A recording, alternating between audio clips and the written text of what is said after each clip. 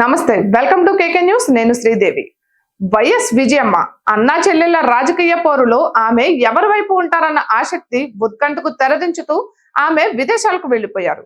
గత ఎన్నికల సమయంలో జగన్ విజయం కోసం వైఎస్ కుటుంబం అంతా ఏకతాటిపై నిలిచింది. వైఎస్ విజయమ్మ, వైఎస్ షర్మిల విస్తృతంగా ప్రచారం చేసి మరి వైఎస్ రాజశేఖర రెడ్డి కుమారుణ్ణి గెలిపించాలంటూ ప్రజలను కోరారు. వారి ప్రచారం ఫలించింది. ఆ ఎన్నికల్లో జగన్ విజయం సాధించి ముఖ్యమంత్రి అయ్యారు. ముఖ్యంగా వైఎస్ షర్మిల జగనన్న వదిలిన బాణాన్ని అంటూ జన హృదయాలను గెలుచుకున్నారు. అయితే గత ఎన్నికలలో విజయం సాధించి జగన్ ముఖ్యమంత్రిగా అధికార పగ్గాలు చేపట్టిన తరువాత పరిస్థితులు పూర్తిగా మారిపోయాయి. తన విజయంలో క్రియాశీలక పాత్ర పోషించిన షర్మిలను జగన్ పక్కన పెట్టారు. రాజకీయంగా ఆమె ఎదుగుదలకు బ్రేకులు వేశారు. దీంతో ఆమె అన్నతో విభేదించి తెలంగాణకు వలస వెళ్లిపోయారు. ఆమెతో పాటుగానే తల్లి విజయమ్మ కూడా తెలంగాణకు పరిమితం అయిపోయారు. వైఎస్ఆర్సీపీ పార్టీ పెట్టుకుని తెలంగాణలో తన రాజకీయం తాను చేసుకుంటున్న షర్మిలకు తోడుగా తల్లి కూడా ఆ పార్టీ గౌరవాధ్యక్షురాలుగా కుమారుడికి దూరంగా జరిగారు. సరిగ్గా వైసీపీ ప్లీనరీ రోజునే అమ్మ విజయమ్మ కుమారుడి పార్టీకి గౌరవాధ్యక్షురాలి హోదాకు రాజీనామా చేసినట్లు ప్రకటించారు. అంటే జగన్ అధికార పగ్గాలు చేపట్టిన తర్వాత తల్లిని చెల్లిని దూరం పెట్టారు. సరిగ్గా ఈ సమయంలోనే జగన్ మేమంతా సిద్ధమంటూ బస్సు యాత్రకు శ్రీకారం చుట్టారు. ఇడుపులపాయలోని తన తండ్రి సమాధి వద్ద నివాళులర్పించి మార్చి 27న ఆ సందర్భంగా యాత్ర ప్రారంభ కార్యక్రమానికి తల్లి విజయమ్మ హాజరయ్యారు. జగన్ ను ఆశీర్వదించారు. దీంతో రాష్ట్ర రాజకీయ వర్గాలలో పెద్ద ఎత్తున చర్చ ఆరంభమైంది. ఎందుకంటే విజయమ్మ వైసీపీ గౌరవాధ్యక్ష పదవికి, పార్టీ ప్రాథమిక సభ్యత్వానికి చాలా కాలం క్రిందటే రాజీనామా చేశారు.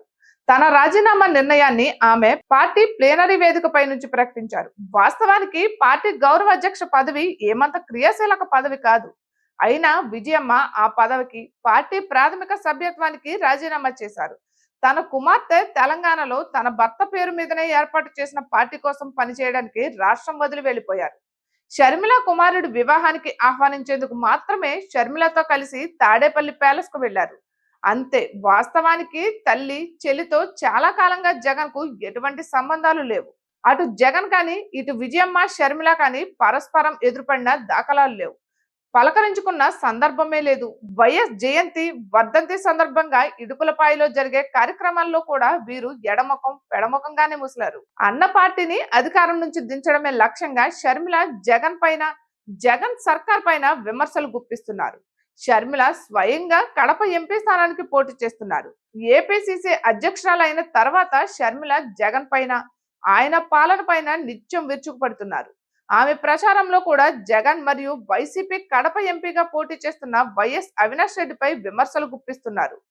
తమ చిన్నాన్న వైఎస్ వివేకానందరెడ్డి హత్య కేసులో నిందితుల్లో ఒకరైన అవినాష్ కు టికెట్ ఇవ్వడాన్ని ఆమె ప్రశ్నిస్తున్నారు. ఈ పరిస్థితుల్లో విజయమ్మ ఎన్నికలు ముగిసే వరకు దేశం విడిచి వెళ్లడం ప్రాధాన్యతను సంతరించుకుంది.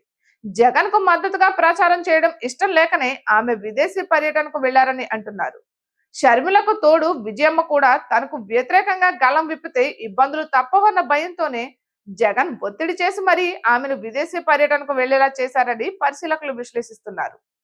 ఈ వీడియో మీకు నచ్చినట్లయితే లైక్ చేయండి, షేర్ చేయండి. కేకే న్యూస్ ను సబ్స్క్రైబ్ చేసుకోండి.